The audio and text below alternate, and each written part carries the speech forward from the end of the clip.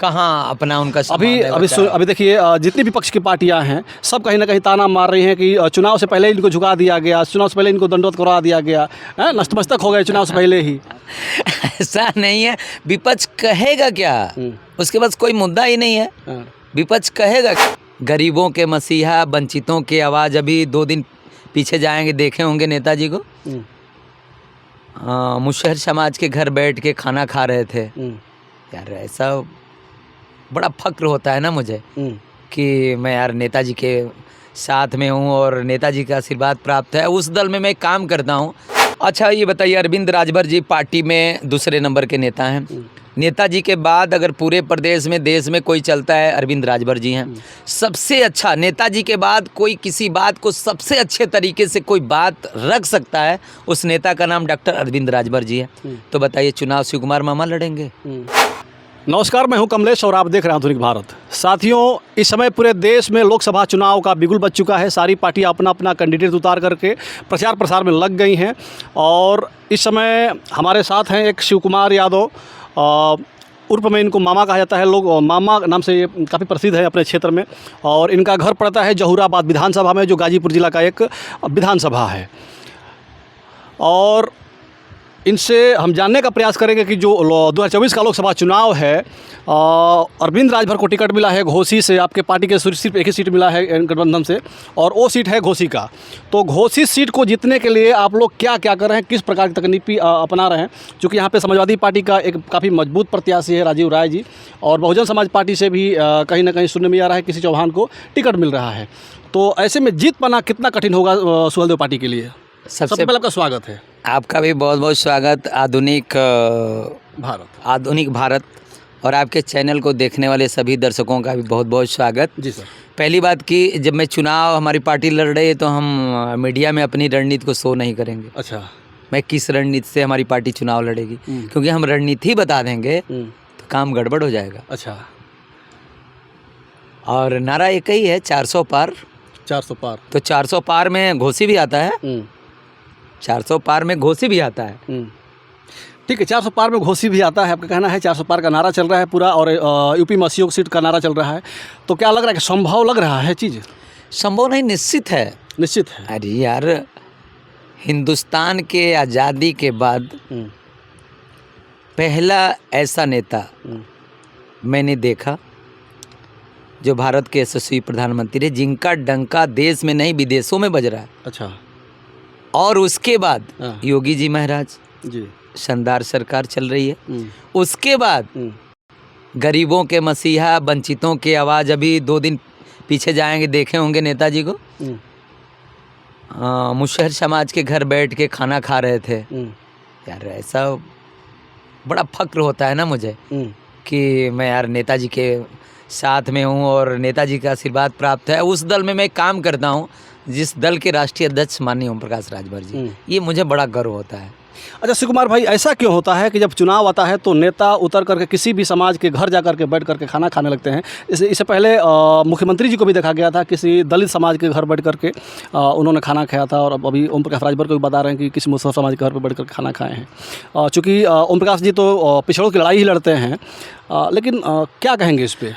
नहीं, अब आप शायद आप रचना में हैं, कवर नहीं कर पाते हैं। शायद मेरे मोबाइल में कई ऐसे फ़ोटो होंगे जो बिना चुनाव के भी मैं नेताजी जाते हैं, अक्सर दुख सुख में पहुंचते हैं तो दाना वाना मंगा के, रोटी वोटी मंगा के खाते हैं वंचित समाज के घर। अच्छा। शायद आप दूर हैं भैया, पहुंच नहीं पाते हैं। और वरना ऐसा नहीं है, चुनाव नेताजी हमेशा गरीब, पिछड़े और ज़मीन पे ही रहते हैं। आप देखते होंगे, अगर उत्तर प्रदेश की राजनीति में सबसे ज़्यादा गांव में गरीब के पास क्षेत्र की समस्या के बारे में निचले स्तर से कोई आवाज़ उठाता है, उस नेता का नाम माननीय ओम प्रकाश राजभर जी है। ऐसा नहीं कि चुनाव में ही जाके खा रहे हैं। इनका टिकट कटने का भी एक बात सामने आ रही है कि अरविंद राजभर का टिकट कट रहा है यहाँ से, इस पे क्या कहेंगे? ये तो पहली बार मैं आपके मुंह से सुन रहा हूँ। ऐसा तो मुझे काफ़ी चर्चा है घोसी में। ये चर्चा जैसे कुछ लोग चट्टी चौराहे पे बैठ जाते हैं, उनको कोई बात नहीं मिलता है तो ऐसे अफवाह उड़ाते रहते हैं। चाहे विपक्ष के जो नेता है ना, गाँव में तो वोट मांगने जाते नहीं किसी के पास, वो तो चौराहे पे बस ऐसे भाजना है, ये कर देंगे, वो कर देंगे, फलान कर देंगे, तो लोग को कुछ नहीं मिलता है। उनको लग रहा है कि यार चुनाव हम हार रहे हैं तो क्या बोला जाए, डॉक्टर साहब का टिकट ही कट रहा है। उनको खुश होने के लिए उनको इतना ही काफ़ी है कि टिकट कट रहा है, ऐसा कुछ भी नहीं है, टिकट नहीं कटने जा रहा है। और घोसी की जनता ने ठान लिया है कि एक नौजवान को सांसद बनाना है और पीला पताका में लोकसभा में बैठेंगे और एक समस्या यहाँ की, केवल घोसी का नहीं पूर्वांचल का हर जिले की समस्या को उठाएंगे वहाँ पे। अच्छा, घोसी से एक और आवाज़ आ रही है कि घोसी लोकसभा में जिस प्रकार से जो माहौल बन रहा है, जो सामान्य वर्ग का वोट है, कहीं ना कहीं सामान्य वर्ग का वोट ओम प्रकाश राजभर जी के कुछ अपशब्द भाषाओं से, अपशब्द बातों से लोग नाराज़ हैं और इस बार अरविंद राजभर को यहाँ पे कहीं ना कहीं हराने की बात कर रहे हैं कि इस बार इनको हराएंगे, इनकी भाषा शैली सही नहीं है। और अभी 2 दिन पहले देखा गया कि ब्रिजेश पाठक जी ने इनको खड़ा करा कर अरविंद राजभर से माफ़ी मंगवाई मंच के माध्यम से सबके सामने, क्या कहेंगे? हंसी आता है। आप बताइए, जिस पेड़ पे फल लगता है ना, वो डाली क्या होती है? डाली झुकती है। यार मोदी जी संसद भवन में जब प्रवेश किए पहली बार, तो आपने देखा कैसे झुक के सो के प्रणाम किया। अगर बड़े बुजुर्ग बैठे हैं, वो मीटिंग हो रही थी, मैं भी देख रहा था। अगर बड़े लोग बैठे, अगर झुक के मैंने ऐसे प्रणाम ही कर दिया तो क्या हो गया? झुकता कौन है आप बताइए? झुकता कौन है? झुकता कौन है? जिसमें वजन होता है, जिसमें कोई बात होती है। तनता कौन है? जिसमें कुछ नहीं होता है। ये कोई मुद्दा है? अगर हम बड़ों का प्रणाम झुक के कर लिए, संस्कार है, तो क्या गलत है?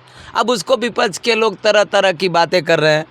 अब मैं क्या बोलूं? बस इतना ही कहूँगा कि यार चुनाव तो लोग हार ही गए हैं, सिर्फ टीआरपी बनाने के लिए जो भी मन में आ रहा है बोल रहे हैं। अच्छा, पहली बार में 2017 में मंत्री बने थे ओम प्रकाश राजभर जी, लेकिन उस समय तो इस प्रकार कोई कहीं नहीं देखने को मिला था कि किसी मीटिंग में किसी समाज के सामने उन्होंने झुक करके किसी को इस प्रकार के दंडोत प्रणाम और माफ़ीनामा कुछ किया। पत्रकार साहब, राजनीति में या जीवन में हमेशा आगे देखिए, पीछे देखने पे पीछे हो जाएगा आदमी। अच्छा, पीछे क्या हुआ नहीं हुआ भूल जाइए। अच्छा, आगे देखिए, अब आगे क्या होने वाला है। आगे ठीक है, आगे की बात करें तो अगर इस तरह का जो लोग कहते हैं कि हम अपने समाज का सम्मान बढ़ाएंगे, अधिकार दिलवाएंगे, उनको SC ST में शामिल करवाएंगे, और कहीं ना कहीं इस प्रकार से अपना सम्मान जो नहीं बचा पा रहे हैं, कहाँ अपना उनका अभी देखिए, जितनी विपक्ष की पार्टियां हैं सब कहीं ना कहीं ताना मार रही हैं कि चुनाव से पहले इनको झुका दिया गया, चुनाव से पहले इनको दंडोत करवा दिया गया, नतमस्तक हो गए चुनाव से पहले ही। ऐसा नहीं है। विपक्ष कहेगा क्या? उसके पास कोई मुद्दा ही नहीं है। विपक्ष कहेगा क्या? और ये बताइए, आज से पीछे अगर बात कर रहे हैं तो पीछे जाइए। आज जो समाज में पूछ वंचित समाज की है, क्या पीछे था? मानिए नेताजी से पहले बहुत नेता थे जो आज समाज की मुख्य धारा में, राजभर समाज की मैं बात कर ले रहा हूँ, राजभर समाज, मुशहर समाज, पासवान, मतलब कई जाति हैं, जात का नाम लेना ठीक नहीं है, जो आज जिस समाज के मुख्य धारा में जिनका इनका इज्जत बढ़ा है, जितना नाम बढ़ा है, क्या पहले था? इतना नहीं था। मैं भी बहुत दिन से हूँ और राजनीति को मैं भी करीब से ही देखता हूँ, और इतना सम्मान पहले नहीं था। तो आप कैसा सम्मान चाहते हैं, पैसे से या समाज में इज्जत? पैसे चाहिए ज़्यादा कि समाज में इज्जत चाहिए? भाई सबको सम्मान चाहिए। तो सम्मान तो मिल रहा है ना? सम्मान मिल रहा है। पहले, आज से पहले अब मैं 2012 से पीछे जाएंगे, नेताजी की पार्टी बनने से पीछे जाएंगे, तो उस समय तो हम लड़के रहे थे। आज भी मुझे याद है ना कि किसी को थाने कचहरी में या परेबी कराना होता था तो किसी के यहाँ जाते थे ना, सुबह ही चले जाते थे और जाके 10-11 बजे तक रहना पड़ता था वहाँ। तब वो लोग नहा खा के आराम से जाते थे तो परेबी कर। आज तो राजभर समाज का बेटा खुद दूसरे का परेबी कर रहा है। अच्छा बताइए, उत्थान नहीं तो क्या है? अच्छा ठीक है, आप ही के राजभर समाज के एक और नेता हैं महेंद्र राजभर जी, और वो अरविंद राजभर को हराने का बीड़ा उठा लिए हैं कि इस बार अरविंद राजभर को हरा के उनको मेरा सादर प्रणाम है। हमारे दल में रहे हैं और कई बार मैं बोल चुका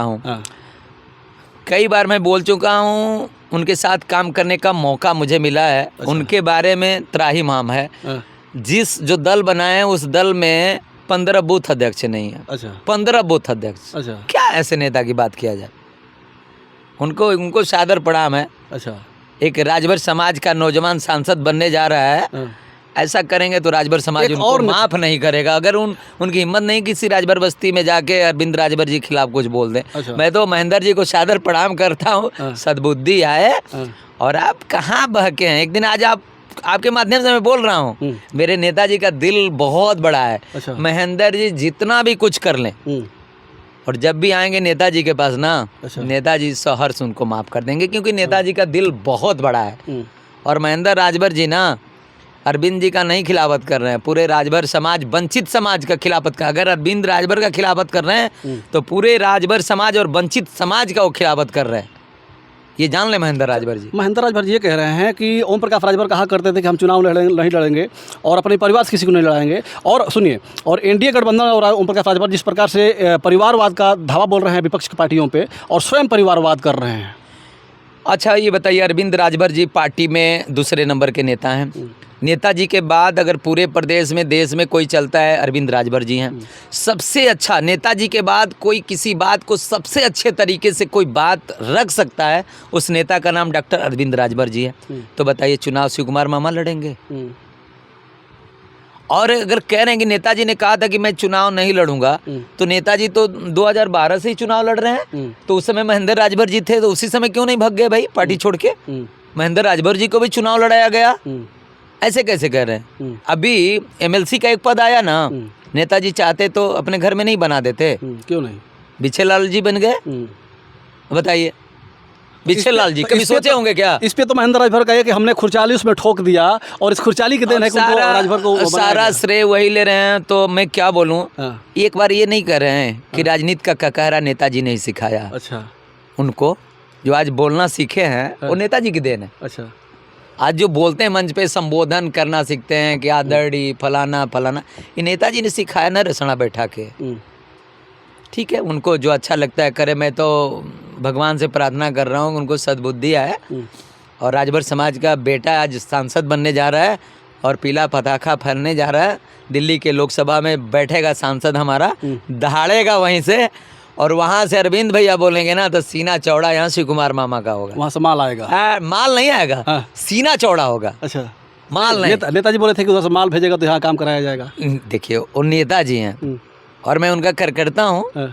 नेताजी की किसी बात पे नो कमेंट। अच्छा। उनका जो उनके बात को समझना थोड़ा मुश्किल भी होता है। अच्छा। वो हमेशा परिवाचिक बोलते हैं। अच्छा। अब वो आपके ऊपर है कि उसका अर्थ कैसा निकालते हैं, नकारात्मक सकारात्मक, है कि नहीं?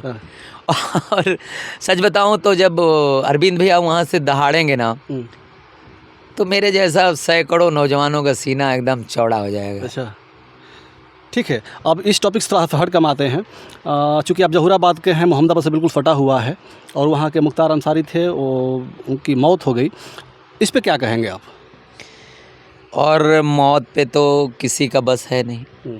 प्रभु ने पहले से लिखा है कि हमको भी मरना है, सबको मरना है, और अल्प समय में जाना दुखद ही होता है। तो मेरे लिए व्यक्तिगत तौर पे तकलीफ ही है। व्यक्तिगत, पार्टी से हट के मैं बोल रहा हूँ जी। व्यक्तिगत तौर पे दुखद है, किसी का भी मरना दुखद है। किसी का, मेरा कोई दुश्मन भी है ना, उसकी मृत्यु होती है तो दुखद है। अच्छा, कुछ लोग उनको, जैसे उनके परिवार के लोग ये ब्लेम लगा रहे हैं कि उनको जहर दे करके मारा गया है। स्वयं वो भी कहे थे, और कोर्ट को उन्होंने एक लेटर भी लिख के दिया था कि हमको जहर दिया जा रहा है। लेकिन प्रशासन के लोग, शासन के लोग ये कह रहे हैं इनको हार्ट अटैक हुआ है। आप क्या मानते हैं? भैया, मैं तो कासमाबाद में लड़कों को दौड़ाता हूँ, उसके बाद टाइम मिलता है तो अपने पार्टी के नीतियों का प्रचार करता हूँ, उसके बाद टाइम मिलता है तो लोगों का दुख सुख जो होता है उसमें सम्मिलित होता हूँ। अभी इस बारे में बेहतर उनके परिवार के लोग ही बता सकते हैं, चूँकि मैं दूर हूँ तो मुझे उतना पता नहीं है। आपको उतना पता नहीं? उतना नहीं पता मुझे। अच्छा, काफ़ी नज़दीक है वहाँ से, गाजीपुर जिला के रहने वाले हैं, और मोहम्मदाबाद और जहूराबाद बहुत अंतर नहीं है। जी जी, बहुत करीब है। आप क्या मानते हैं, मुख्तार अंसारी को मसीहा या माफिया? दो दृष्टिकोण है। पार्टी के दृष्टिकोण से पूछेंगे तो नो कमेंट। व्यक्तिगत तौर पूछेंगे, व्यक्तिगत बता दीजिए। लेकिन आज मैं यहाँ बैठा हूँ पार्टी के तौर पे, तो इसलिए नो कमेंट। टोपी मेरा पीला है, और आज राजनीति की बातें चल रही है। आपका नहीं बोलना कुछ ना कुछ कह रहा है। मेरा नहीं बोलना तो चुप रहना भी कुछ समझ ही लीजिए। कुछ कह रहा है। No comment. कोई यूं ही बेवफा नहीं होता, कुछ मजबूरियां रही होंगी। अच्छा, अगर शिव कुमार मामा चुप है तो समझ लीजिए कि कोई यूं ही बेवफा नहीं होता, कुछ मजबूरियां रही होंगी। आपके नेता बोले हैं कि मुख्तार अंसारी मसीहा थे, क्रांतिकारी थे। जो मेरे नेताजी की जो आवाज़ है, जो मेरे नेताजी की बात है, उस पे मैं भी कायम हूँ। नेताजी का जो संदेश है वो शिव कुमार मामा भी उनके साथ है। बिल्कुल। उनके मैंने कहा ना कि मैं नेताजी का दीवाना हूँ यार। अपने जीवन में बहुत नेताओं से मैं मिला हूँ। इससे पहले मैं बता दूँ, इस पार्टी से पहले मैं समाजवादी पार्टी में रहा हूँ और बड़े बड़े नेताओं के साथ रहना हुआ है, काम करता हूँ। ऐसा सब लोग मुझे प्यार करते थे। लेकिन सच बताइए तो मैं नेताजी से बहुत प्रभावित हूँ, आज भी प्रभावित हूँ। तो आप लोगों को इनकी बातें कैसी लगी आप लोग कमेंट कर बताइएगा। और हमारे साथ एक और नेता हैं, सुभाषपा के नेता हैं, बड़े शानदार नेता हैं और लगातार देखते हैं कि चलते रहते हैं अपने क्षेत्र में और समाज में। संतोष यादव जी बनारस मंडल के प्रभारी भी हैं। सबसे पहले आपके चैनल का बहुत बहुत धन्यवाद और आपके दर्शकों का बहुत बहुत स्वागत है जी। मैं संतोष यादव, प्रदेश उपाध्यक्ष युवा मंच पूर्वांचल और मंडल सह कोऑर्डिनेटर वाराणसी जी।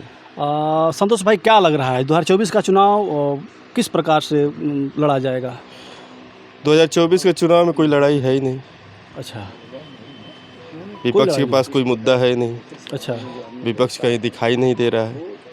विपक्ष के पास मुद्दा है कि नहीं है, लेकिन कहीं ना कहीं देखा जा रहा है कि समीकरण जो है आपका घोसी में, जो आपके प्रत्याशी हैं अरविंद राजभर जी, समीकरण बिगड़ता हुआ दिखाई दे रहा है। संतोष भाई, हमारे हिसाब से तो कहीं नहीं दिखाई दे रहा है। जनता को जो चीज़ चाहिए वो हमारे माननीय प्रधानमंत्री जी और योगी जी महाराज जी सब कुछ दे रहे हैं। जो पहले समस्या होती थी कपड़ा रोटी मकान, आज के समय में सब मिल रहा है। अच्छा। तो समस्या तो जनता के बीच में है नहीं, क्योंकि हम लोग जनता के बीच जाते हैं और ऐसे जनता के बीच में जाते हैं जो आज तक जिनके पास कोई नहीं गया हो। दलित पिछड़े, जो अति दलित हैं, अति पिछड़े हैं, जैसे बांसफोर हो गए, मुसहर हो गए, डोम हो गए या फिर बिंद हो गए, इन लोगों को कोई पहले पूछता नहीं था, कोई नहीं जाता था। खाली बड़े बड़े लोगों के पास जाते थे, वहीं से अपना सेटलमेंट सब लोग कर लेते थे। लेकिन हम लोग इन लोगों के बीच में जा रहे हैं तो ये लोग, इन लोगों की मंशा यही है कि जो चीज़ हमको पहले नहीं मिलता तो वो आज मिल रहा है। अभी कभी त्यौहार आता है तो सबसे बड़ी समस्या गरीब के पास है कि त्यौहार है जाता है तो कहाँ से लेके, कहाँ से न पैसा की व्यवस्था कर पाएगा, ना हर चीज़ बना पाए। तो उस टाइम मान के चले कि इस सरकार में चना मिल जा रहा है, आपका तेल मिल जा रहा है, चीनी मिल जा रहा है। ठीक है। अभी संतोष भाई, जिस प्रकार से इस समय का जो दौर चल रहा है, कहीं ना कहीं कहा जा रहा है कि जातिवाद की राजनीति हो गई है। जो यादव है वो समाजवादी पार्टी के साथ है, जो राजभर है वो सुहलदेव पार्टी के साथ में है, जो दलित है वो मायावती के साथ में है। और ऐसे में आप देख रहे हैं शिव कुमार भाई भी यादव, आप भी यादव, तो आप लोग सुहलदेव पार्टी में कैसे समाजवादी पार्टी को छोड़ करके? तो अब तो आप ही कह रहे थे ना कि जातिवाद का दौर चल गया है। अगर जातिवाद का दौर होता तो हम दोनों लोग कैसे सुहलदेव में रहते। हमारी पार्टी ऐसी है कि जातिवाद पे विश्वास नहीं करती। अच्छा। अपने काम पे विश्वास करती है और हर वर्ग के लोगों को जोड़ती है और हर वर्ग के लोगों का सम्मान करती है।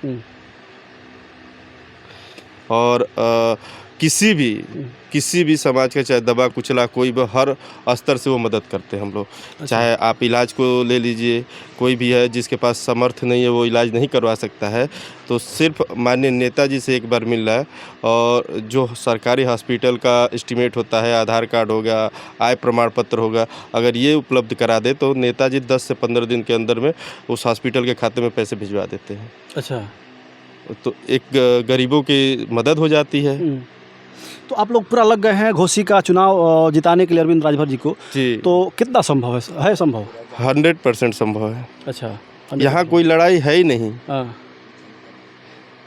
जनता यहाँ चुनाव लड़ रही है। यहाँ पे सुनने में भी आ रहा है कि मायावती जी किसी चौहान को टिकट दे रहे, तो चौहान का वोट पूरा कट जाएगा, आपको सिर्फ राजभर समाज का वोट मिलेगा, उसमें भी महंता राजभर बैठे हैं अभी काटने के लिए। नहीं, ये कौन कह रहा है कि चौहान समाज का वोट हमको नहीं मिल रहा है? और किसका मिल रहा है? हमारे साथ संजय चौहान जी हैं। अच्छा। वो भी लगे हुए हैं पार्टी के प्रचार प्रसार में। यादव जी हैं, बाबू साहब हैं, पंडित जी हैं, कुशवाहा जी हैं, आपके दलित वर्ग से चमार बिरादरी भी है, पासवान भी हैं, हर वर्ग के लोग जुड़े हैं। अच्छा। तो हम कैसे कह लें कि इसमें चौहान हमको वोट नहीं कर रहा है? अच्छा, कर रहा है, बिल्कुल कर रहा है। चौहान खुल के वोट कर रहा है। अभी नज़दीक थोड़ा आने दीजिए, देखिएगा और मज़ा आएगा। जी बिल्कुल। ठीक है। तो संतोष यादव जी थे और ये भी जहुराबाद के रहने वाले हैं और इनका भी कहना है कि इस बार हम लोग अरविंद राजभर को जिता रहे हैं, कहीं कोई लड़ाई नहीं है। अरविंद राजभर बहुत भारी मार्जिन से जीतने जा रहे हैं और 2024 में लोकसभा में पहुंचेंगे वो, यहाँ से जीत करके सांसद भवन में, और अब गरीब तबके के लोगों का आवाज़ उठा करके बुलंद करेंगे और सबका जो अधिकार है अधिकार दिलाने का काम करेंगे। तो आप सभी को यह वीडियो कैसी लगी आप लोग कमेंट करके बताइएगा।